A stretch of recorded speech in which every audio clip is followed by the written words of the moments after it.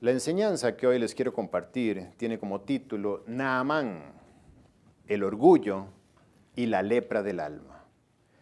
Y el pasaje que vamos a exponer está en Segunda de Reyes, capítulo 5, del versículo 1 al 14. Así es que les voy a pedir, por favor, que mantengan sus Biblias abiertas en Segunda de Reyes, capítulo 5, en el versículo 1 al 14. Y como es ya nuestra costumbre, previo a entrar en la exposición del versículo, quisiera aclarar un par de conceptos que creo que son necesarios para que podamos tener una mejor lectura del pasaje que vamos a estudiar.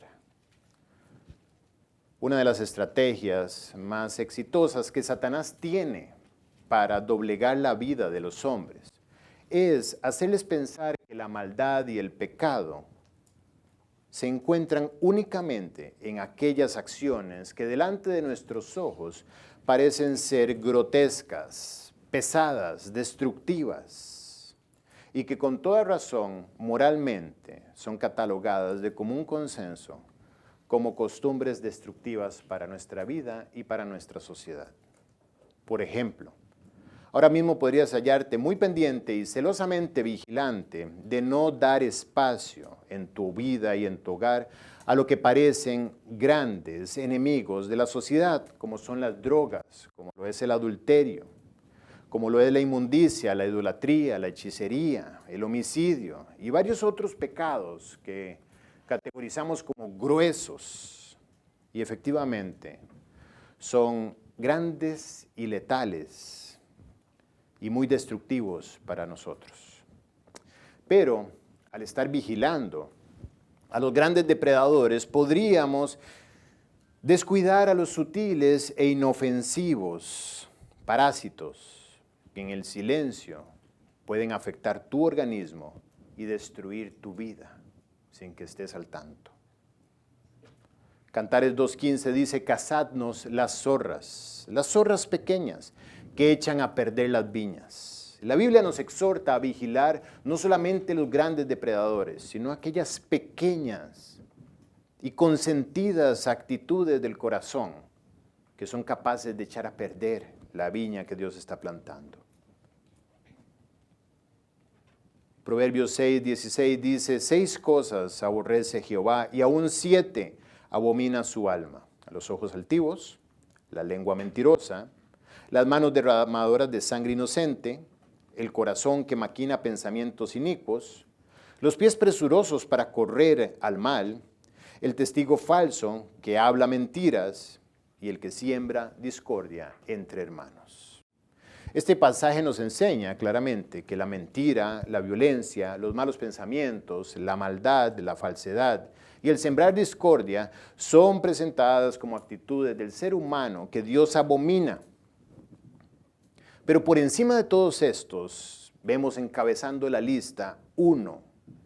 Y como Dios no se equivoca, ni escribe por escribir, entendemos que el primero está por encima de los demás.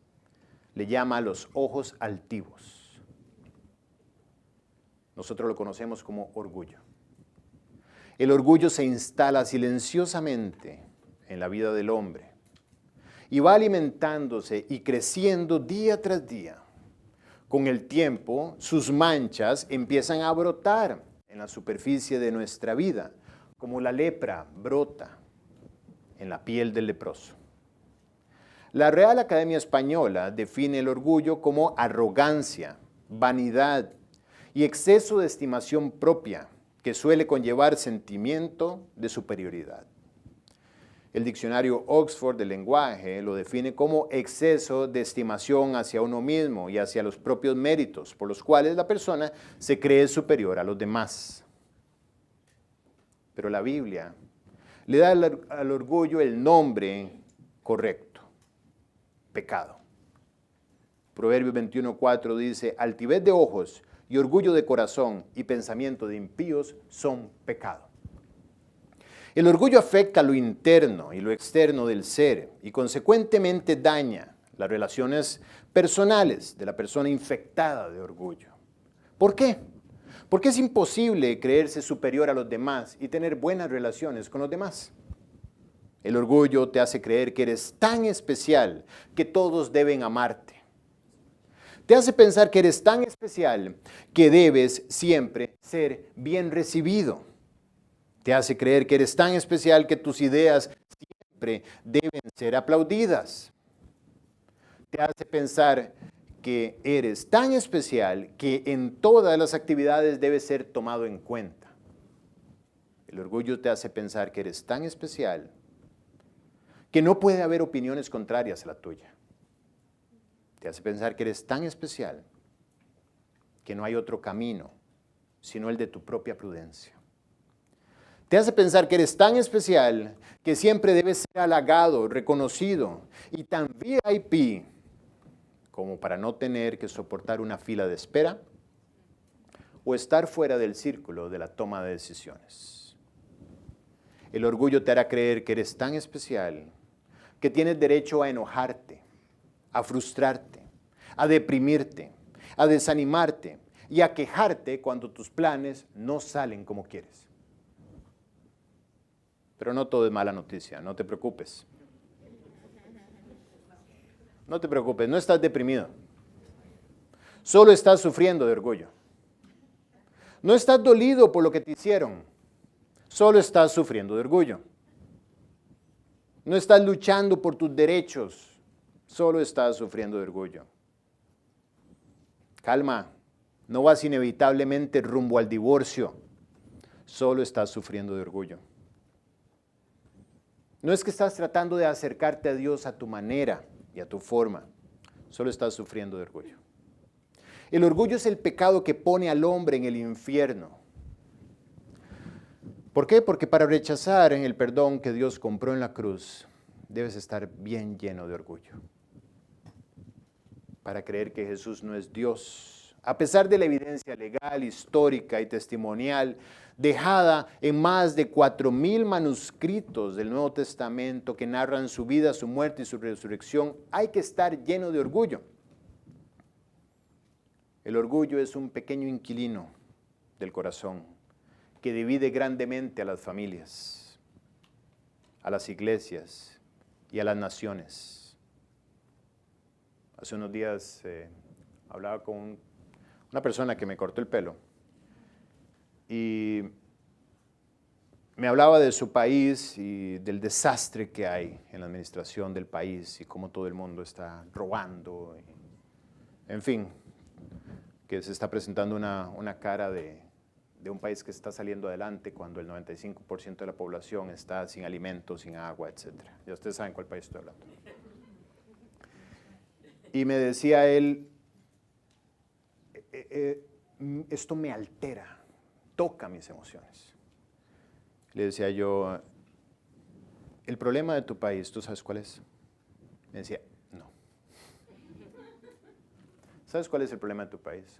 El problema de tu país es espiritual, no es político, no es económico, no es de recursos, no es de capacidades humanas, es un problema espiritual. Cuando un país se llena de orgullo para sacar a Dios de sus vidas, pues la nación completa sufre lo que es vivir fuera del alcance y la cobertura de Dios. La esperanza que tiene tu país es el Evangelio. No es nada más, no es cambiar el gobierno. Es el Evangelio, es llevar el Evangelio. Pero el Evangelio encuentra un tropiezo en el orgullo del hombre. ¿Por qué? Porque el hombre tiene que dejar su orgullo para prestarle atención al Evangelio. El Evangelio no es una historia, el Evangelio es una propuesta, donde debes reconocer que eres un pecador para empezar a hablar. Si no reconoces que estás perdido en tus pecados, no puedes recibir el Evangelio. Y para reconocer que eres un pecador, debes hacer a un lado el orgullo. El orgullo divide naciones enteras y las destruye. Y destroza la vida de todo aquel que lo alimenta. Pues definitivamente el orgullo lo apartará de la posibilidad de humillarse delante de Dios como debe para acercarse a Él. Hay algunos síntomas que me encantaría compartir con ustedes. Primero, de esta forma vas a poder hacerte un autoexamen médico, a ver si estás padeciendo de orgullo. Primer punto, ¿hay poca o ninguna oración en tu vida? Síntoma de orgullo. Segundo, ¿no resistes la opinión contraria? Tercero, ¿te enojas con facilidad y frecuencia? Cuarto, ¿se te hace difícil trabajar en equipo? Empiezo a ver las risas en los rostros, risas nerviosas. Quinto, ¿se te hace difícil pedir ayuda o mostrarte débil? Sexto, ¿hablas de lo que no sabes como si lo supieras? Séptimo, ¿tienes dificultad para obedecer y seguir instrucciones? Octavo, ¿hay altivez y soberbia en tu vida hacia los más débiles? Por ejemplo, un mesero, por ejemplo, un guarda, por ejemplo, una azafata. Número 9, ¿te ofendes y te resientes con frecuencia? Estás padeciendo de orgullo. Y es por eso que el orgullo encabeza la lista de los 7 pecados que Dios nombra en el pasaje que estudiamos. De los pecados que Dios abomina. El primero es el orgullo. Y hoy vamos a estudiar este episodio de la vida de Naamán, el sirio. Y veremos cómo estuvo a punto de perderlo todo a causa de su orgullo. Bien, estamos en 2 de Reyes capítulo 5, versículo 1. Dice, Naamán, general del ejército del rey de Siria, era varón grande delante de su señor y lo tenía en alta estima, porque por medio de él había dado Jehová salvación a Siria. Era este hombre valeroso en extremo, pero leproso. Dice la Biblia que Naamán era varón grande. Era un hombre valeroso, valiente, un hombre dispuesto. Para llegar a ser general del ejército no es una carrera en la que te postulas, es una carrera en la que creces. Debes hacer profesión, años de entrega, años de fidelidad e inclusive años de estudio. No todo es fuerza, hay que conocer estrategia, hay que conocer el enemigo, hay que conocer los territorios, hay que conocer el clima. Para poder llegar a ser el número 1 en el ejército, Naamán tuvo que someterse a una estructura educativa. Tuvo que aprender y crecer en el carácter.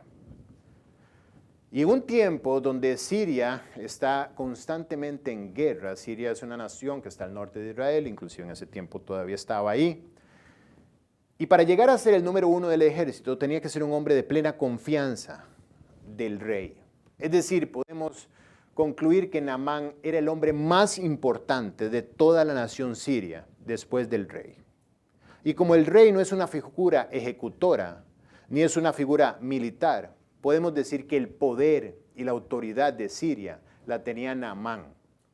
Pero su fidelidad al rey lo mantenía, por supuesto, siempre sometido a sus instrucciones. Y es por eso que el rey amaba a Naamán, lo cuidaba, lo respetaba y lo valoraba.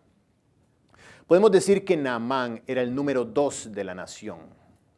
Y la nación entera miraba a Naamán con gran admiración, porque la nación entera había obtenido victorias estratégicas gracias a Naamán como general del ejército.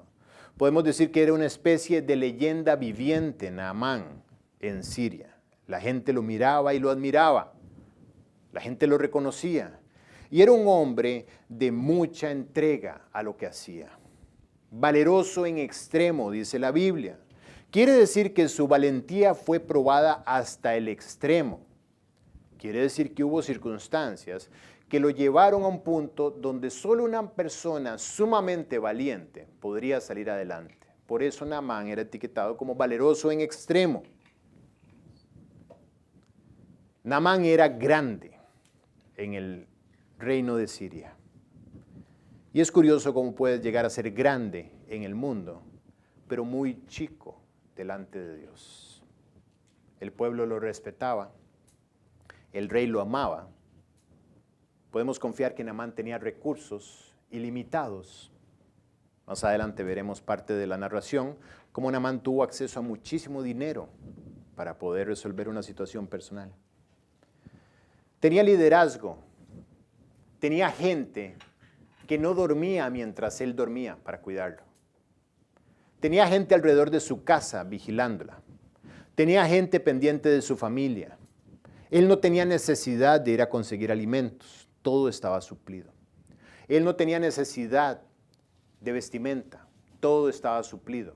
Era una persona que no tenía necesidades, todas estaban suplidas. Naamán estaba viviendo una grandeza, como digo yo, que tropieza.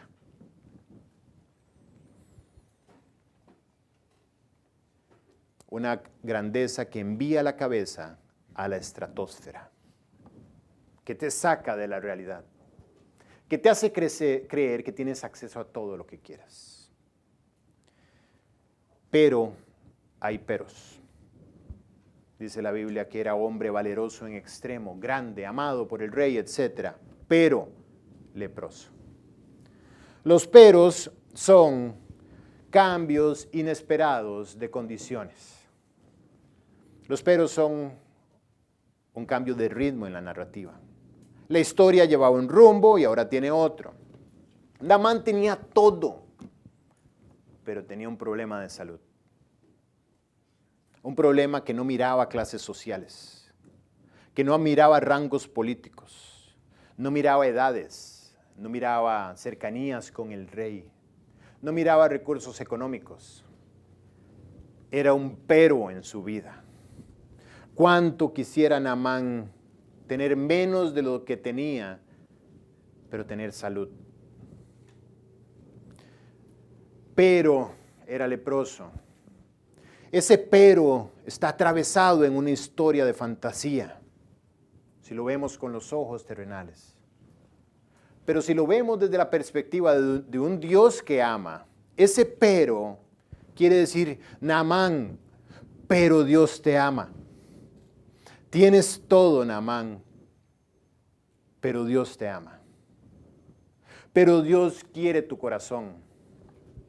Pero Dios, Naamán, debe detenerte. Estás en la estratosfera.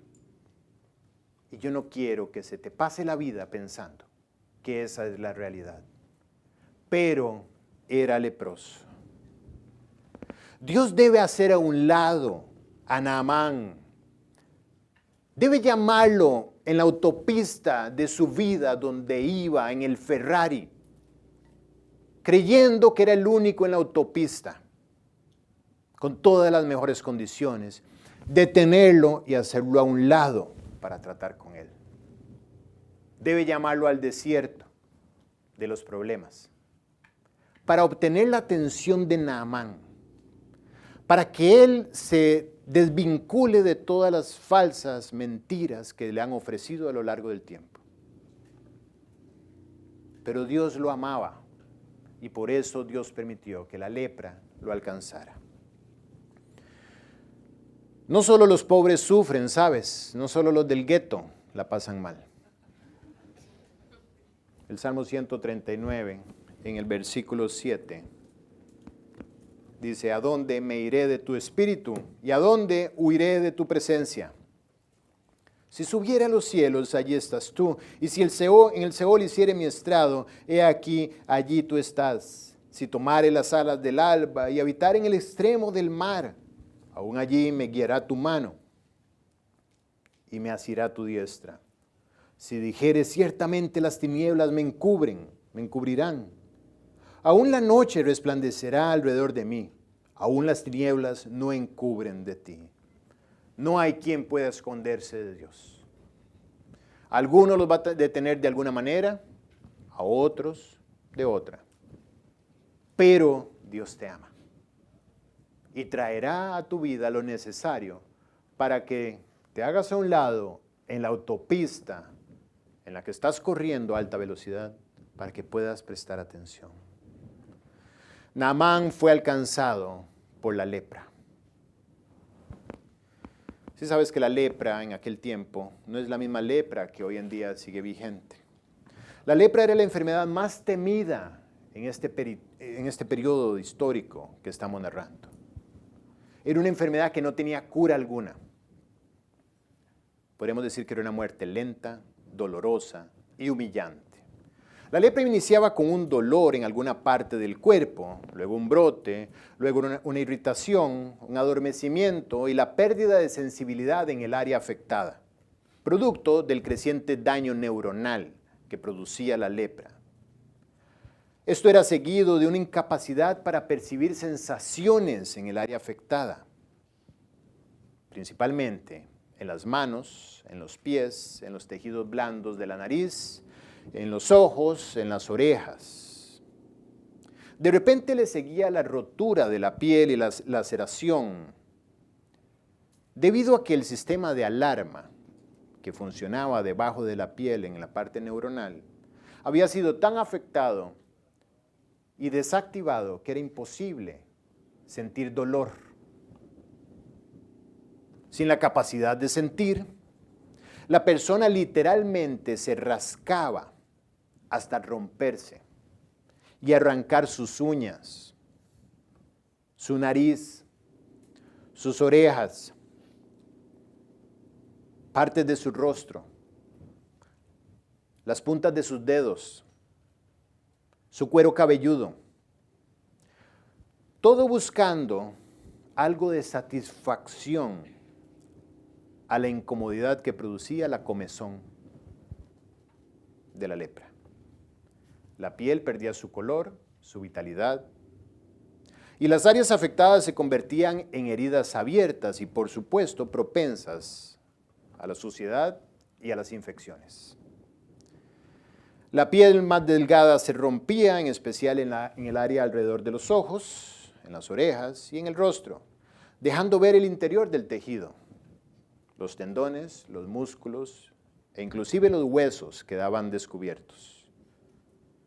Así que el leproso era una especie de figura muerta viviente. Los dedos de manos y pies literalmente se caían, hasta que solo quedara un puño sin dedos. Y el agente causante de la lepra pronto alcanzaba áreas internas del cuerpo, como por ejemplo la laringe y la faringe. Y la voz del leproso se convertía en algo áspero, gangoso y tenebroso. Las cejas y las pestañas se caían. El olor a muerte rodeaba a la persona infectada. Y una progresiva y escalonada ruta, curiosamente, de autodestrucción. La condición de la persona solo iba de mal en peor hasta la muerte. Podríamos decir que la lepra es una muerte en cámara lenta. Y no solo era dolorosa, sino humillante. ¿Por qué? Dice Levítico 13, un capítulo dedicado a leyes para manejar la lepra.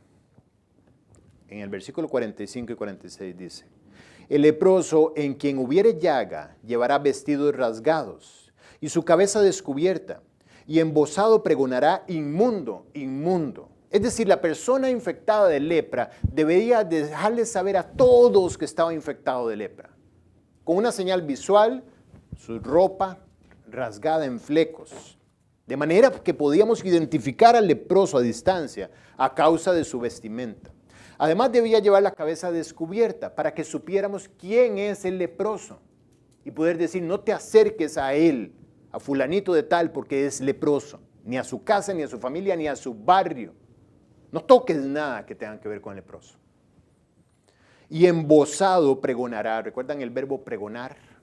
Predicar, gritar, levantar su voz en las calles, pero este no podía predicar buenas nuevas. ¿Qué gritaba? Inmundo, inmundo, inmundo. Por donde fuera tenía que alertar con una señal audible de que había un leproso cerca.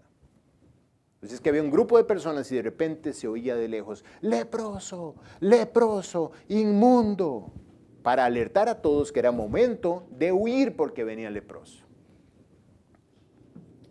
Sigue diciendo el versículo 46, todo el tiempo que la llaga estuviera en él, será inmundo, estará impuro y habitará solo, fuera del campamento.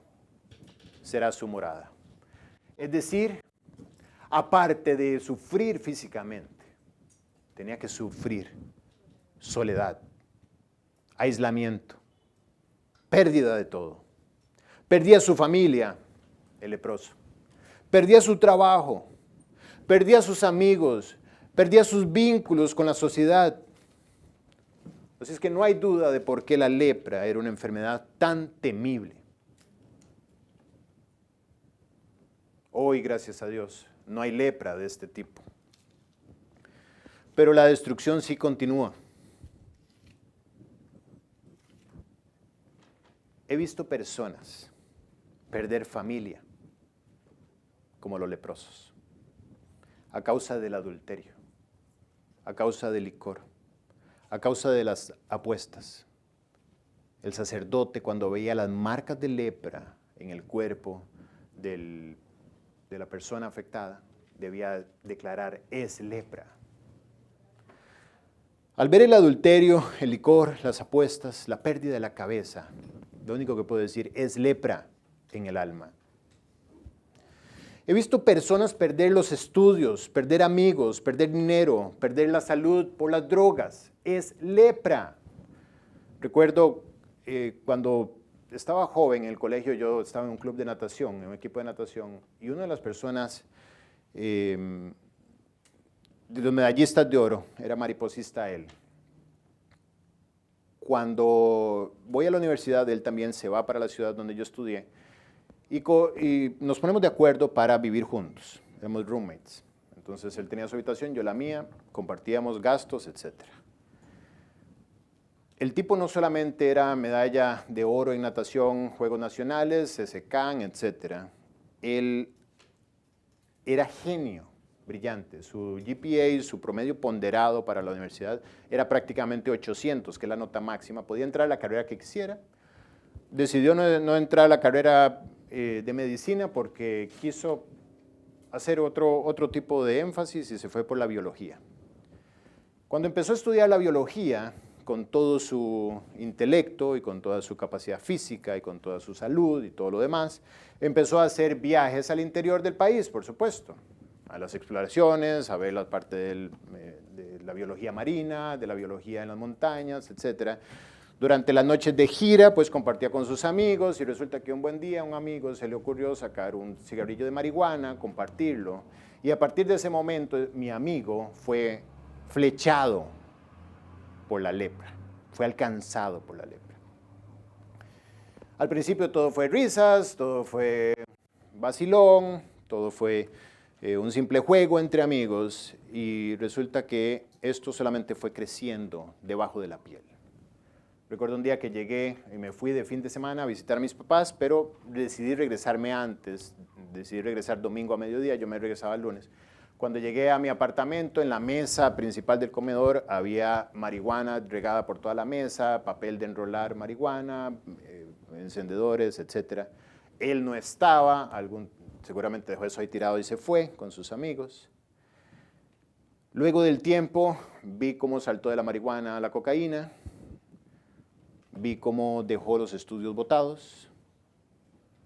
Luego de los meses, no estoy hablando de décadas, estoy hablando de meses, vi cómo tomó un trabajo de noche en un casino de dealer para ganar dinero y esto por supuesto lo puso cercano a vicios más fuertes, a drogas más fuertes, hasta terminar en la calle.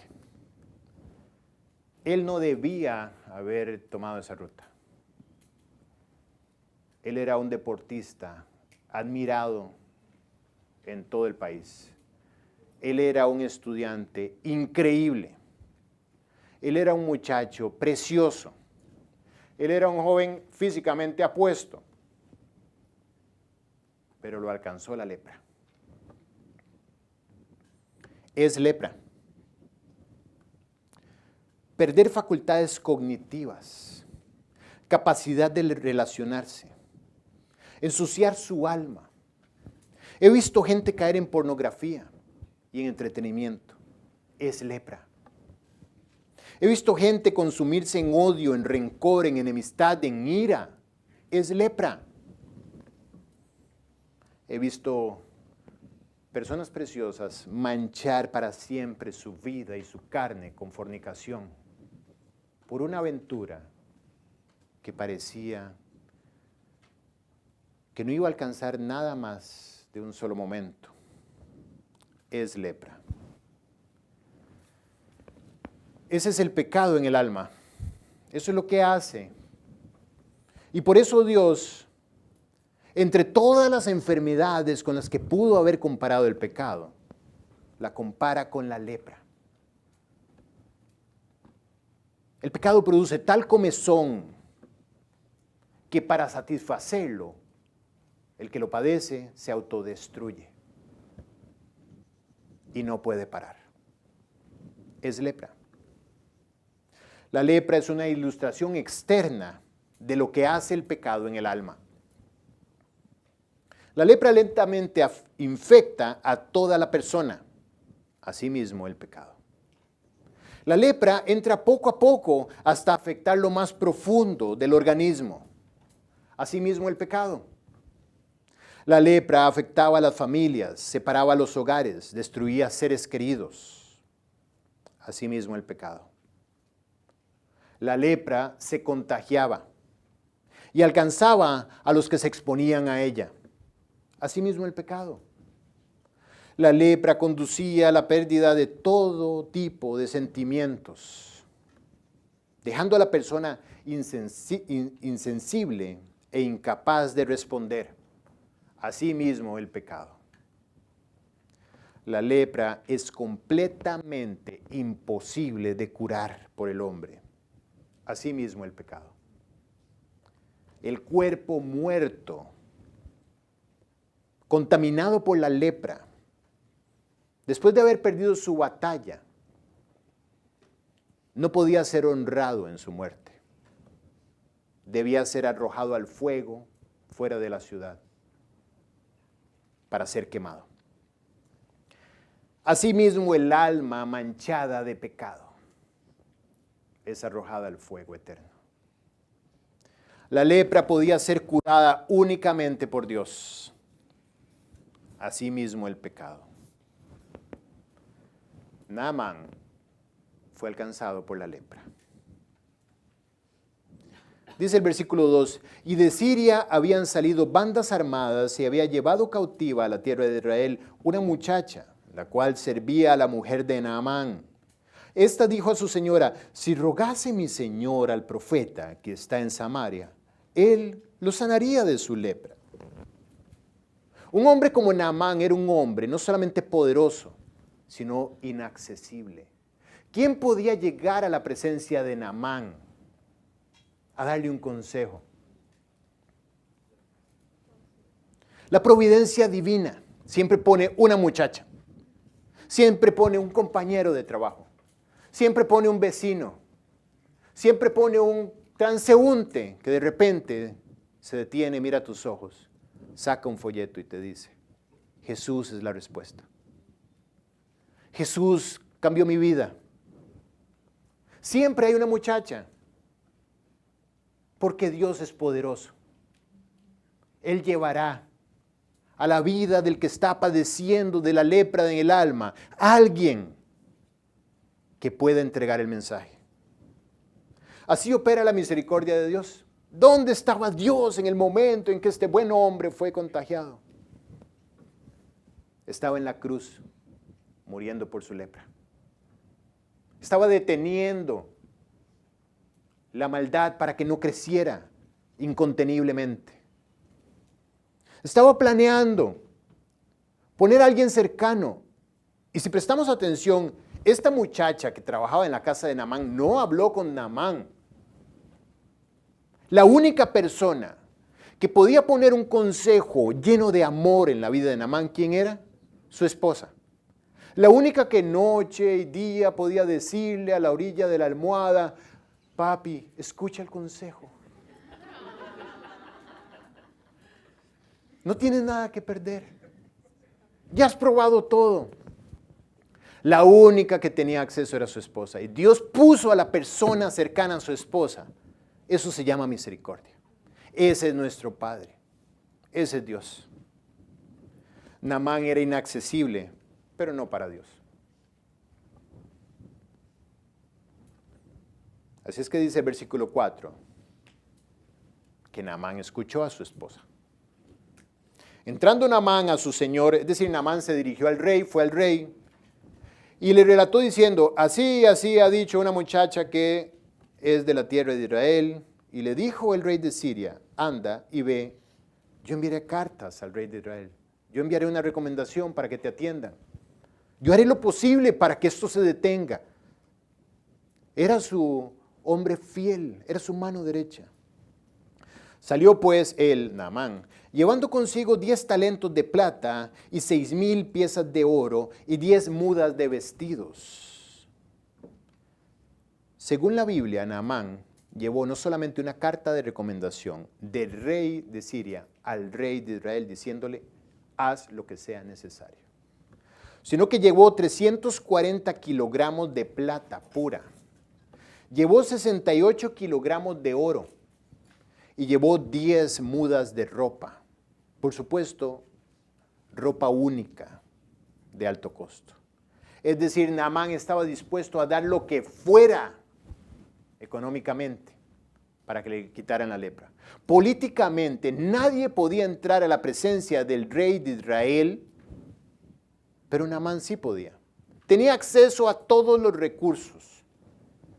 Así es que tomó también cartas para el rey de Israel que decían, cuando lleguen a ti estas cartas, es decir, el rey de Siria escribió de antemano al rey de Israel, diciéndole, ayuda a mi siervo, por favor.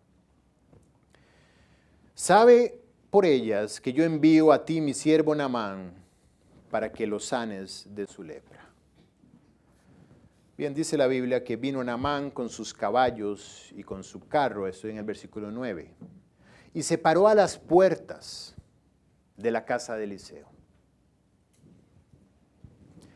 Naamán era el hombre más importante de Siria, y sin embargo al llegar a Israel, se queda detenido a las puertas de la casa del profeta. Para hacer referencia al profeta, quiero que entendamos algo. En ese momento la palabra de Dios no está toda completa en el canon.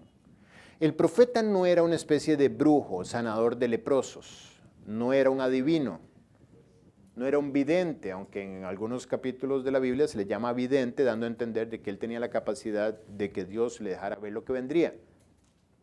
Pero no era alguien que te decía acerca de tu suerte, de tus antepasados o de tu futuro, sino que era el canal por el cual Dios hablaba.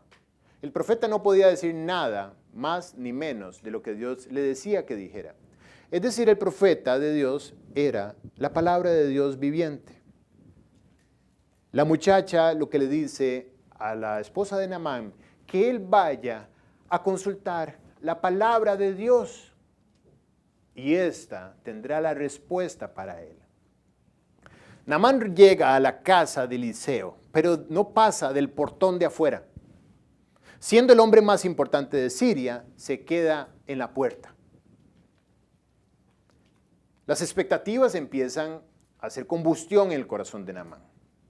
Venía cargado de riquezas, venía con cartas firmadas por el rey de Siria, pero sin embargo se queda parado en el portón de afuera. Un contratiempo. Esta persona no sabe quién soy yo. Esta persona no sabe el poder que tengo. Esta persona no se preparó para recibirme.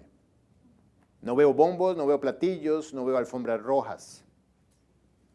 No veo que entienda quién soy y lo grande que soy en mi tierra. Eliseo era un hombre de Dios, lo hemos estudiado en otras sesiones. Él no veía con los ojos humanos, ni se dejó impactar por la gloria del hombre.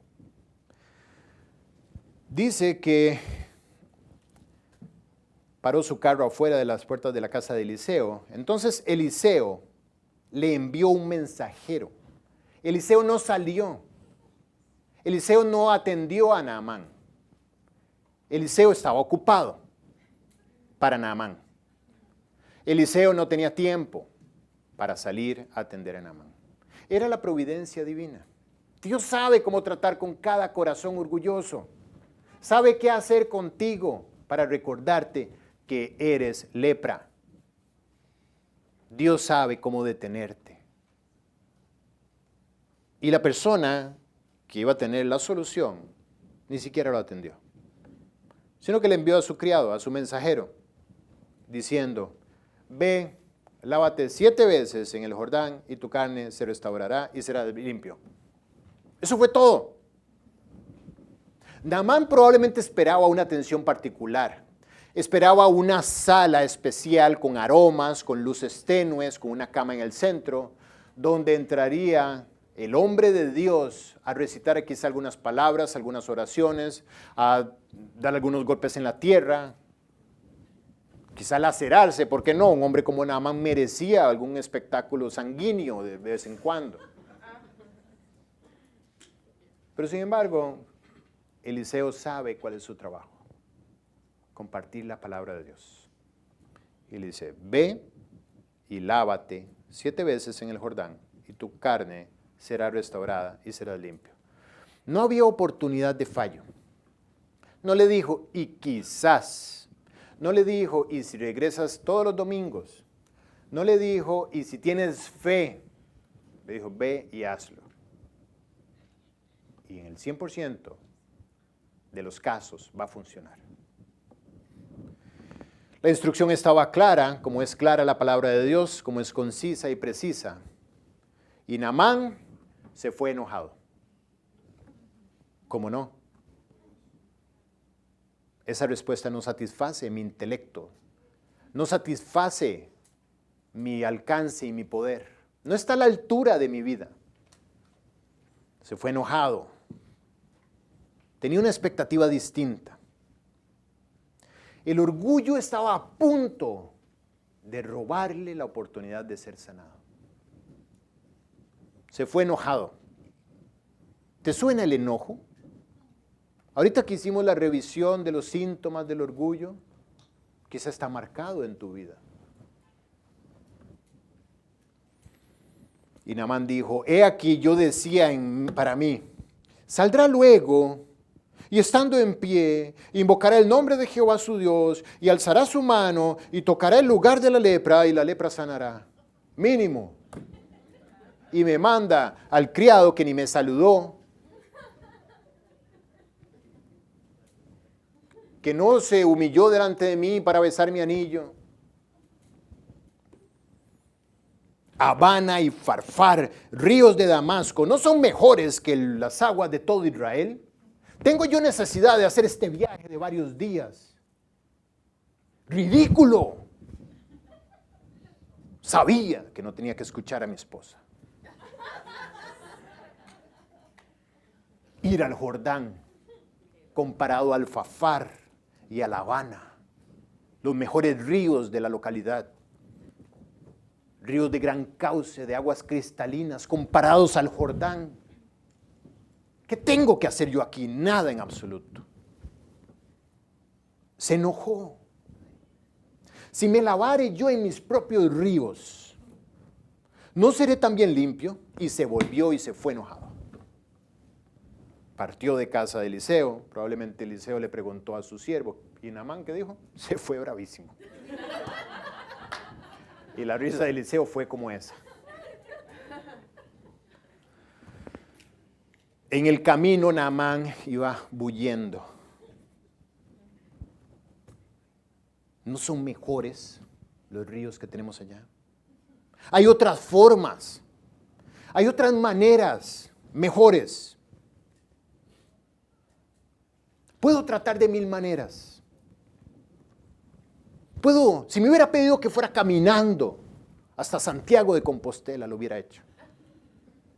Ustedes saben que estaba estudiando para esta prédica, me metí a ver qué era el tema, porque hablo mucho de Santiago de Compostela, pero quería sufrirlo, ¿no?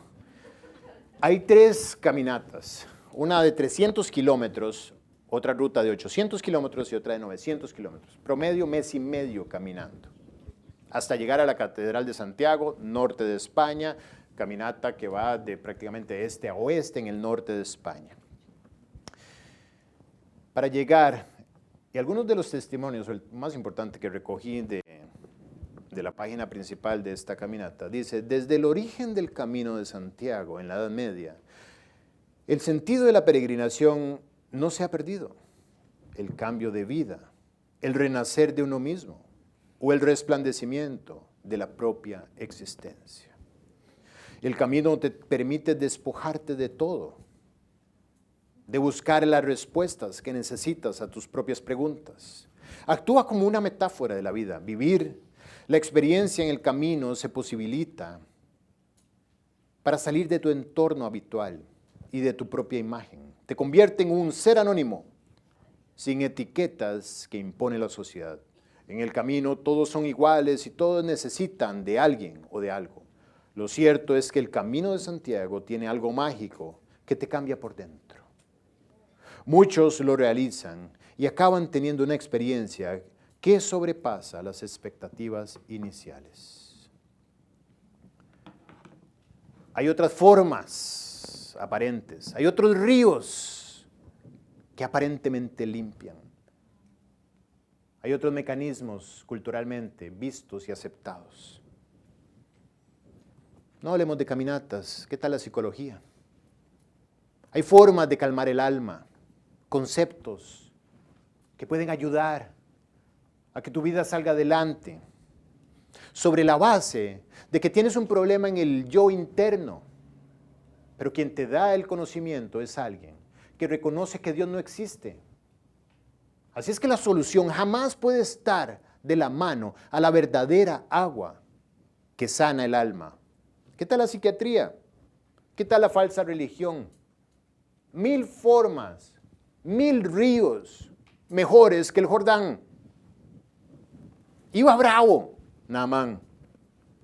Versículo 13 dice, mas sus criados se le acercaron y le hablaron diciendo, Padre mío, si el profeta te mandara alguna cosa, alguna gran cosa, ¿no la harías? ¿Cuánto más diciéndote, lávate y serás limpio? Gracias a Dios porque hay criados que Dios usa para insistir contigo. Gente cercana que te dice, no te dejes engañar. Busca la palabra de Dios. Intenta, entrégate de todo corazón y verás la respuesta. Realmente estos criados no eran criados de Naamán, eran criados de Dios, eran siervos de Dios, que están todos los días sacando la Biblia y diciéndote, vuelve a poner tu corazón en la enseñanza. No alejes tu oído del consejo. No prestes atención a otras cosas. Concéntrate en aquel que dio todo para pagar el problema de tu alma. Somos tan capaces de tragar lo que sea. Si alguien nos dice, mira, usa Cepol con agua oxigenada, todos los días te lo metes un poquito en cada oído y eso va a calmar el dolor de cabeza. Y nos tragamos el consejo. Tómate este té de menta con raíces de aguacate y 3 piezas de pollo, exacto, mezcladas. Y más de uno dice, esto me está funcionando. Tengo mejor la capacidad estomacal, está funcionando mejor mi cuerpo. Nos tragamos consejos y andamos escuchando de todo, buscando respuestas. Así somos. Pero hay quienes sí vienen con la verdad y dicen, escucha, además, ¿qué te cuesta? ¿Venías con oro, con plata, con vestidos, dispuesto a gastarlos? Ni siquiera los gastaste. ¿Qué te cuesta? Hacerlo. Gracias a Dios por su persistencia a través de la vida de sus discípulos, que te dicen, sigue adelante, no desfallezcas. ¿Cuánto más si Él solamente te dijo, lávate y serás limpio? Naamán estaba a punto de perder la solución de su problema por su orgullo. Y Dios usó agentes de su misericordia para detenerlo. Versículo 14 dice, Él entonces descendió. No dice la Biblia que Él cambió de actitud. No dice que empezó a creer en la solución. No dice que su ánimo empezó a brillar. No dice que iba feliz, solamente dice que descendió. Esa es la obediencia. Dios no anda buscando tus emociones. Dios no anda buscando tus actitudes positivas de acuerdo a lo que Él te dice. Él anda buscando tu obediencia. Él anda buscando que le prestes atención. Dice la Biblia que Él descendió y se zambulló 7 veces. Me encanta cómo lo describe. Es una palabra que por lo menos en mi país no usamos comúnmente, zambullirse. Si recuerdan la instrucción, dice, ve y lávate. Él se zambulló por completo. Él se tiró al río, se sumergió en el río. La primera vez probablemente todavía un poco se tiró ridículo y salió. Impactado a lo mejor por el frío, mojado. Bueno, ya lo hice una vez, lo voy a hacer otra segunda vez. Yo me puedo imaginar cómo poco a poco en su corazón el enojo iba dando paso a una expectativa. ¿Y qué pasa si? ¿Y qué tal si efectivamente funciona? 4. Lo puedo ver debajo del agua, probablemente viendo las burbujas donde suben. Poniendo sus ojos en quizá, ¿será que Dios efectivamente existe y responde? Esa escena preciosa donde se descompone la luz y vemos moverse el agua y el cielo arriba y lo oscuro del agua abajo, probablemente gobernando en el corazón de Naamán y ensanchando el deseo de que funcione. Temeroso, por supuesto, con toda la evidencia de lo que la lepra podía hacer, quería salir de eso a como diera lugar. 6ª zambullida. 7ª zambullida. Se zambulló 7 veces en el Jordán, conforme a la palabra del varón. No lo hizo distinto. Según como el varón dijo. Según como el profeta le dijo que hiciera. Según como la palabra de Dios dice que lo hiciera. No tenía sentido, no me parecía que estaba pagando un alto precio, no le vi sacrificio, no vi que tenía que caminar 900 kilómetros, no vi que tenía que dar ninguna indulgencia, solamente hice lo que la palabra dijo, conforme a la palabra del varón de Dios.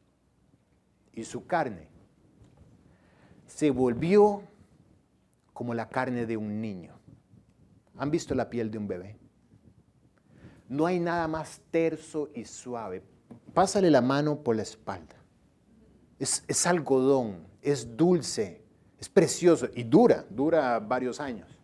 Estoy seguro que Alelito David tiene así esa pielcita deliciosa. Ainara todavía la tiene. Estoy seguro que al tocar su espaldita esta sensación se siente. Dios no parchó la llaga de lepra.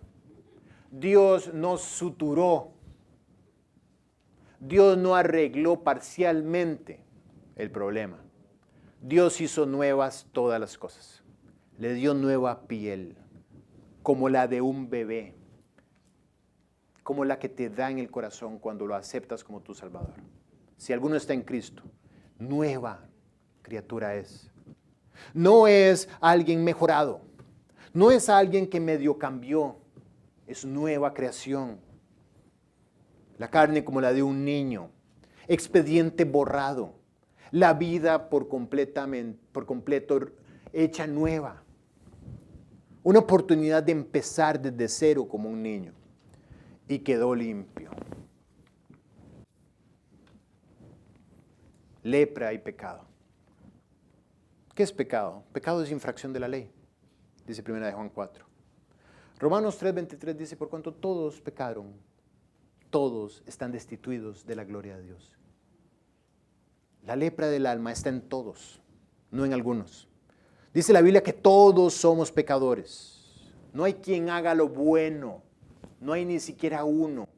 No hay una sola persona que pueda presentarse delante de Dios a decir, estoy vestido con mis propias obras y a la altura de que tú me dejes entrar en tu presencia.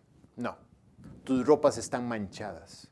Jeremías 2 dice, aunque te laves con lejía y amontones jabón sobre tu cabeza, la mancha de tu pecado permanecerá aún delante de mí, dice Jehová.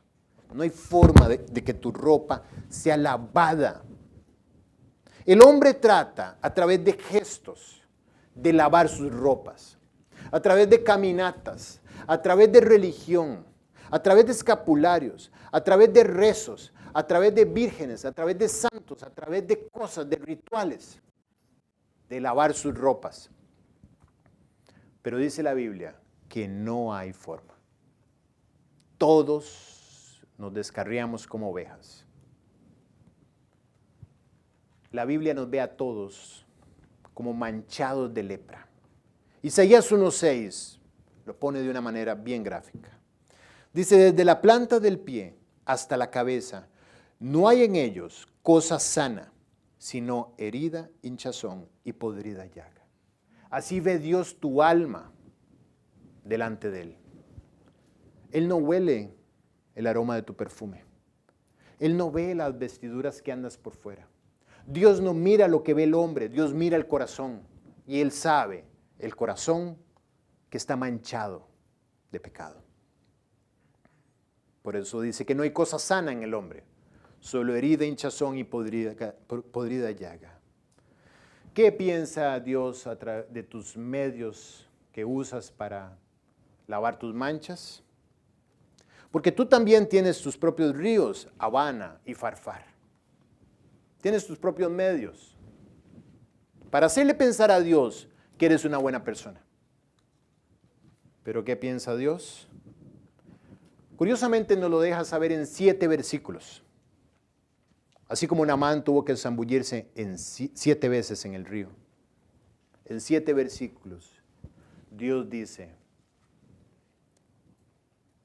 pero sabemos que todo lo que la ley dice, lo dice a los que están bajo la ley, para que toda boca se cierre y todo el mundo quede bajo el juicio de Dios. Primer versículo, Romanos 3:19.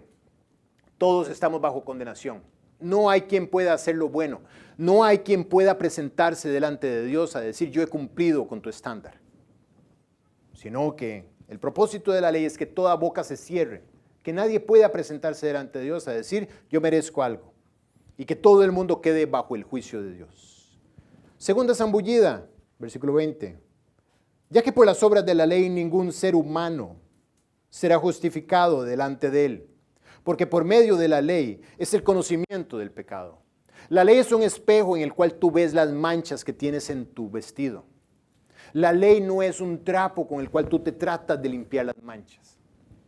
Tratar de obedecer la ley de Dios es tratar de limpiar las manchas. La ley solamente te está diciendo, estás manchado, tienes lepra. Eso es todo lo que está diciendo. Tercera zambullida. Versículo 21, pero ahora, ahí la esperanza empezó a cambiar. Hay un pero, estoy perdido, mi alma está manchada de lepra, merece la muerte, merece el fuego eterno. Pero hay un cambio inesperado de condiciones. Pero ahora, aparte de la ley, se ha manifestado la justicia de Dios, testificada por la ley y por los profetas. Cuarta zambullida, versículo 22. La justicia de Dios por medio de la fe en Jesucristo. Para todo aquel que en Él cree, porque no hay diferencia. Versículo 23. Por cuanto todos pecaron y están destituidos de la gloria de Dios. Versículo 24. Siendo justificados gratuitamente por su gracia, mediante la redención que es en Jesucristo. La vida de Cristo, como el agua del Jordán, sin entender cómo, puede lavar tu pecado. Su muerte es la muerte de tu pecado. Es difícil de entender. Es imposible de entender. Pero no está para que entiendas. Está para que te zambullas en esta verdad. Para que te bautices en esta verdad. Ese es el verdadero bautismo del Espíritu Santo.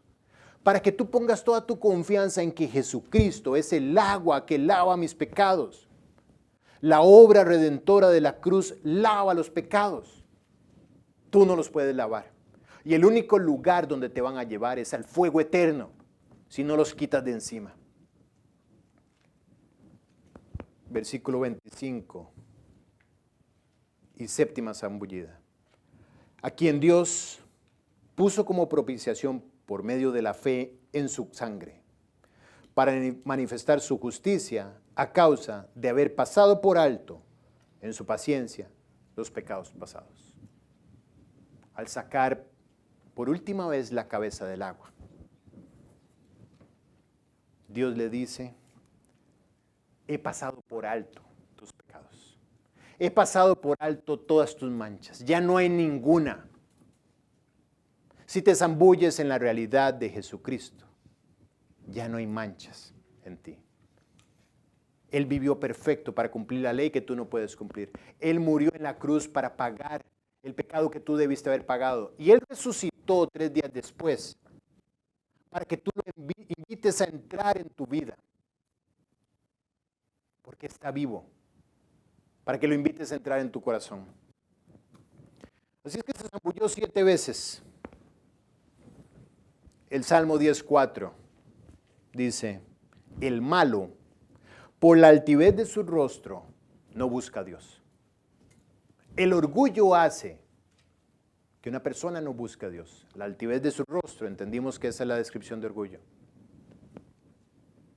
Puedes quedarte sin la opción de ser limpio para siempre por orgullo. Naamán estuvo a centímetros de perder la oportunidad de ser lavado de su lepra por su orgullo. No te quedes tú por fuera por tu orgullo. Termino con un pasaje que está en Marcos 1, en el versículo 40. Dice la Biblia que vino a Jesús un leproso. Es curioso que venga hasta Jesús un leproso. Jesús, por donde iba, había multitudes alrededor de él. Un leproso, para llegar hasta ahí, tenía que andar con flecos, con la cabeza descubierta y gritando: leproso, inmundo, inmundo. ¿Cómo hizo un leproso para llegar hasta Jesús? Quitando el orgullo y persistiendo, desesperadamente, lanzándose a la fuente de solución para su vida. Dice que vino a él un leproso rogándole, e hincada a la rodilla le dijo, se tiró enfrente de Jesús, el contaminado de lepra. Probablemente en ese momento la multitud hizo, claro, ¿quién quiere estar cerca de un leproso? Con la descripción que dimos anteriormente. Nadie. Se tiró al piso y de rodillas le dijo, si quieres, puedes limpiarme. Eso es un corazón contrito y humillado que Dios no desprecia. El corazón orgulloso es el que desde lejos dice, si funciona, me encantaría tenerlo. Pero ese no tiene acceso a la gracia. El corazón desesperado es el que se tira delante de Dios y le dice, si quieres, Señor, respeto tu autoridad, respeto tu soberanía, pero si quieres, puedes limpiarme. Reconozco que la limpieza de mi enfermedad no está en ningún otro medio, no está en un santo, no está en un chamán, no está en una virgen, no está en un ritual, está en ti, Jesús. Y estoy tan desesperado que sé que después de aquí lo único que merezco es ser apedreado, porque el pueblo entero me va a castigar por haber violado la ley de alertar que estaba con lepra, de acercarme y no estar solitario afuera.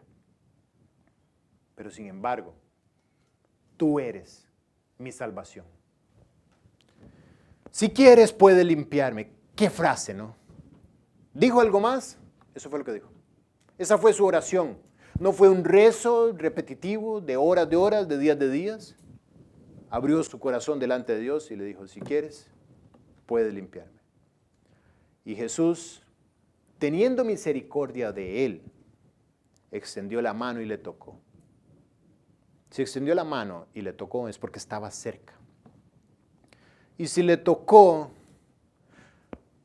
es porque tuvo misericordia y lo amó. ¿Cuántos años habían pasado sin que nadie tocara a este hombre? Sin percibir afecto, sin percibir cercanía y compasión. Su enfermedad lo había alejado de todo, de su familia, de su trabajo, de su gente. Sin embargo, Jesús extiende la mano y lo toca. Pudo haberle dicho, eres limpio, allá. No, Dios es un Dios personal. El Dios de la religión sí está lejano, sí está bravo, sí está amargado. Nuestro Dios, el Dios verdadero, ese está con los brazos abiertos, ese está tocando la puerta de tu corazón, diciéndote, ábreme, quiero tener una relación personal contigo. Le tocó y dijo una frase corta también. El leproso había dicho, si quieres, puede limpiarme. Probablemente bajó la mirada, esperó, vio el suelo, estaba esperando los golpes, las piedras, los látigos, las patadas, acostumbrado a eso de todas formas. Con su imagen demacrada y mirando hacia el piso, sintió la mano de su Señor, que lo tocó. El dulce toque de la misericordia eterna lo alcanzó. Y escuchó una voz que venía desde lo eterno a través de la boca de Cristo. Y dijo, quiero, sé limpio. No serás limpio. No, pórtate bien y iremos viendo. No cumple con los rituales. No veas. No cumple la ley. No paga. No empieza a hacer obras. Dijo, quiero. Esa es mi voluntad. Para eso estoy en la tierra. Para eso vine. Para eso por ti vine. Tú eres mi cruz. Tú eres las gotas de mi sangre. Tú le das sentido a mi existencia. Tú eres el nivel de pecador, leproso, por el cual yo vine. Yo no he venido a llamar justos, sino a pecadores al arrepentimiento. Los sanos no tienen necesidad de médicos, sino los enfermos. Yo vine por los enfermos. Estás enfermo, tienes lepra en tu alma, no puedes dejar de pecar. Estás viendo cómo empiezas a perder facultades y se te empieza a hacer chico el camino de tu vida a causa de tu pecado. Bueno, resulta que eres perfecto para Cristo. Así es como Él te quiere. Por ti vino. Quiero ser limpio. Ve, lávate y la lepra desaparecerá. Quiero ser limpio. Y así que él hubo hablado, al instante, la lepra se fue de aquel y quedó limpio. No hubo un proceso de transformación. Iré poco a poco. Poco a poco esto se va a ir quitando. Trampa del diablo. No existe poco a poco en la transformación del hombre. El hombre no es señor de su camino, ni está en el hombre que camina al enderezar sus pasos. No puedes cambiar, no trates de cambiar, no pierdas el tiempo y el esfuerzo tratando de cambiar. Solo la palabra de Dios puede transformar tu vida y decir, quiero ser limpio. Y al instante, ahí el hombre fue limpio en el acto. Nuevamente no fue parchado. Cuando vio su piel tersa, suave, preciosa, olía a cremita. Perfecto delante de Dios. Este hombre, lo que tenía de leproso, en el acto, fue quitado. Y ahora probablemente, desahogándose en lágrimas, no podía creer que su vida iba a ser nueva ahora. Es más, no podía creer que ahora era hermoso. Antes era un muerto andante por la calle, que las partes se le veían. Y ahora es nuevo. Tú sabes que todo hombre que va camino al infierno, poco a poco va tomando la forma del infierno. Poco a poco va luciendo como el infierno. Poco a poco va odiando como se odia en el infierno. Poco a poco va temiendo como se teme en el infierno. El infierno lo va alcanzando en esta vida. Tiene un adelanto del infierno. Y todo hombre que llega a Cristo y es salvado por Él, tiene un adelanto del cielo. Y poco a poco vamos luciendo como se luce en el cielo. Poco a poco vamos pensando como se piensa en el cielo. Y poco a poco las arras de nuestra herencia se van manifestando en nuestra vida a través de 9 marcas. Amor, gozo, paz, paciencia, benignidad, bondad, fe, mansedumbre y templanza empiezan a brotar de nuestra piel. Y poco a poco vamos siendo lo que un día seremos en el cielo. Y nos damos cuenta de que el cielo no es un lugar, sino es una realidad hoy en día, que empezamos a disfrutar. Todo porque Él dijo, quiero ser limpio. Pero esta es la imagen gráfica de la salvación. Jesús tiene misericordia. Jesús puede tocar tu vida. Jesús puede sanar la lepra de tu pecado. Pero tú debes ir a Él primero. Tú debes humillarte delante de Él. Y humillarte no es sencillo. Para humillarte tienes que botar tu orgullo por la ventana. Eso es todo. Estás tan cerca o tan lejos como el tamaño de tu orgullo lo diga. Vamos a orar.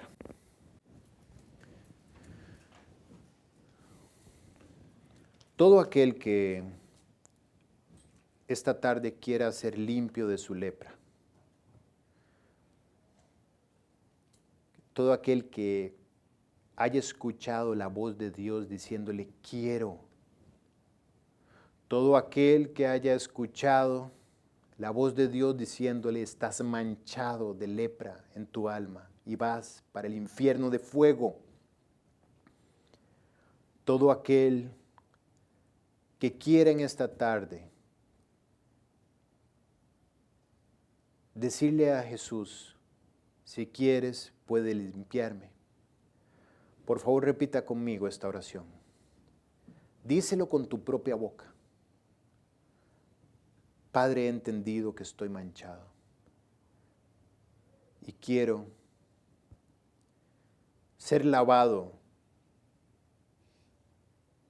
por el amor que derramaste en la cruz por mí.